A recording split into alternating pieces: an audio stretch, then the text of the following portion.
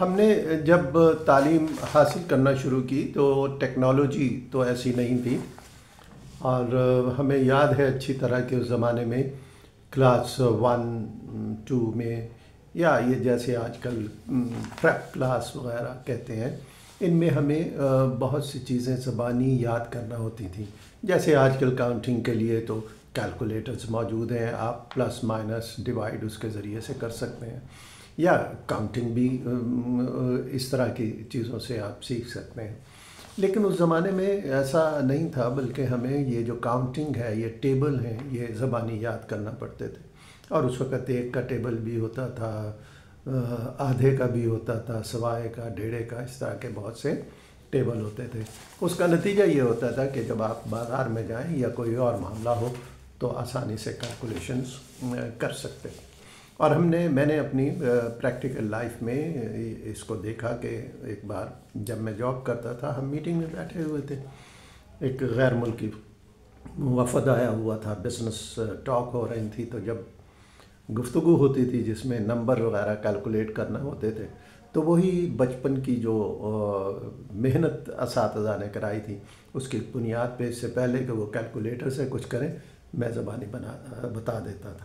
تو میری اس چیز سے میرا جو باس تھا، ڈائریکٹر، وہ خوش ہوا اور وہ مجھے کہتا تھا آپ جلدی کیلکولیٹ کرتے ہیں، آپ اس کو کیلکولیٹ کر لیں. اور اس وقت چیزیں بھی زبانی یاد کرنی پڑتی تھی، بہت سی یاد کرنی پڑتی تھیں، تاریخ یاد، جغرافیہ یاد، شہریت یاد، اور اسلامیات یا دینیات اس زمانے میں کہتے تھے، دینیات یاد ہوتی تھی. تو بہت چیزیں اس میں ازبر ہو جاتی. تو نتیجتاً ہم یہ دیکھتے ہیں کہ پرانے جو لوگ ہیں ان کو اب بھی بہت سی چیزیں یاد ہیں، اور ان کی تعریف ہوتی ہے کہ حافظہ بہت اچھا ہے. لیکن اب کیا ہوا، ہم یہ دیکھتے ہیں کہ بچے چھوٹی سی اگر ملٹیپلائی، ڈیوائڈ یا مائنس کرنا ہو تو وہ کیلکولیٹر کی طرف جاتے ہیں، لپکتے ہیں اس کو دیکھنے کے لیے. کوئی معلومات ہو تو فوراً گوگل کرتے ہیں، سرچ کرتے ہیں.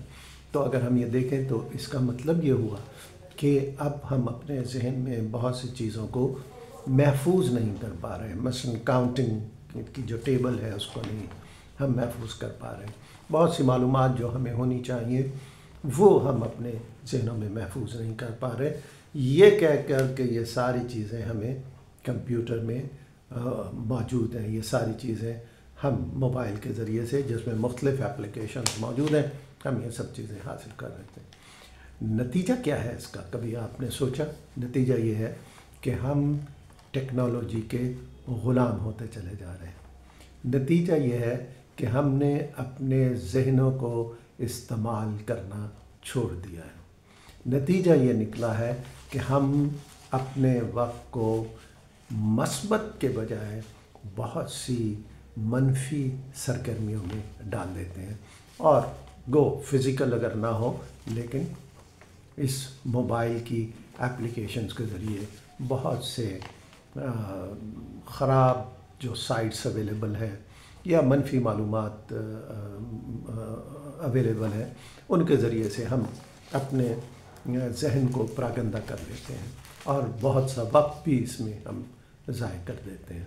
تو جہاں ایک طرف ذہن میں یہ گندی چیزیں آ جاتی ہیں منفی یوز سے اس ٹیکنالوجی کے، وہیں ساتھ ساتھ کیونکہ ہم بہت سی چیزیں ازبر نہیں کرتے تو لہٰذا ہمارے ذہن میں وہ معلوماتی ذخیرہ نہیں ہوتا.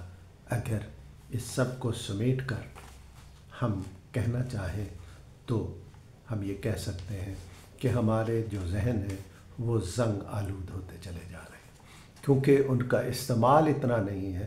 تو اکثریت کے زنگ آلود ہوتے اذہان ہیں.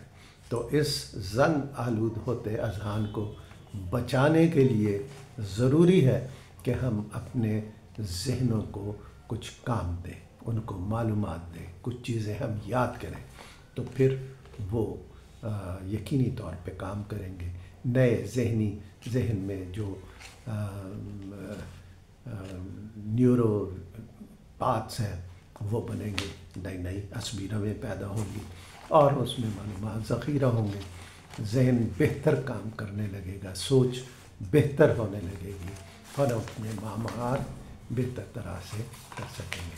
تو لہٰذا کوشش کیجیے، آئیے ہم کوشش کریں کہ اپنے اذہان کو زنگ آلود ہونے سے بچائیں گے، اور یہ ایک شعوری کوشش ہوگی جسے ہمیں مسلسل کرنا ہوگا۔